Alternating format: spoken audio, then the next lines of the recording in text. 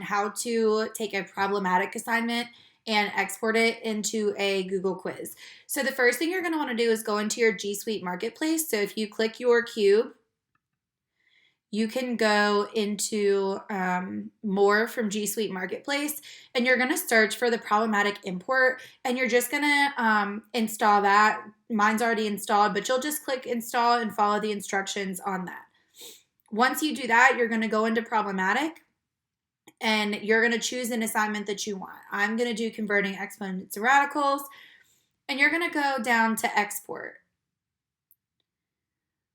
When you go into export, there's going to be several options, and we're going to go into web hosted document, and we're going to use Google Quiz. So we're just going to click that Google Quiz button, and this window pops up. You want to include question and answer images. Otherwise, it will just give them like multiple choice options and won't show them the question.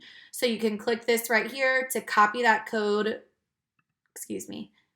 Click that to copy that code to your clipboard. And then you're going to want to go into an untitled Google quiz.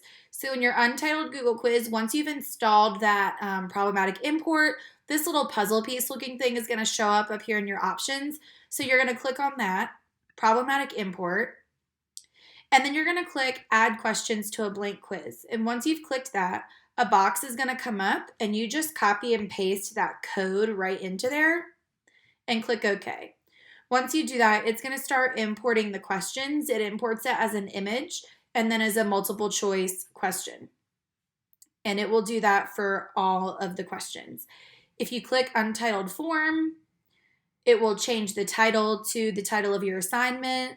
You can see it's working on importing all of my questions. A couple things I like to do for quizzes, if you go up in here to settings, I like it to collect the email address because in a problematic assignment that's imported to Google, there's no other way to collect their name. I limit it to one response so that they can't do it over and over again. And I make it so that they can see their score right after, since the whole thing is multiple choice. And I want them to be able to really know what their mistakes were. So I let them see their missed questions and the correct answers. And once you've done that and it's got all your questions in there, if you just click send, you've got several different options. You can email a link to them. You can post a link in your Canvas or in your Google Classroom. You can also use the embed code and embed it in a page or in an assignment on Canvas.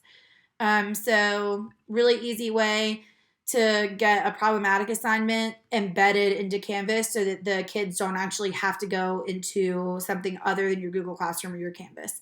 And then you can see the results right in the responses on your original Google form.